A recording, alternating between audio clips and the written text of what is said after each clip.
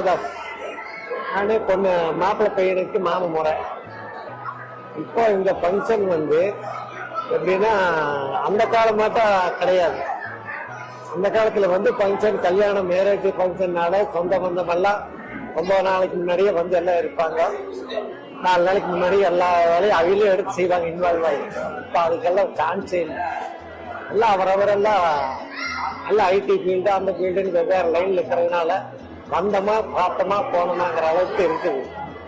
அதையும் கூட பேசுறதுக்கு கூட டைம் இல்லாத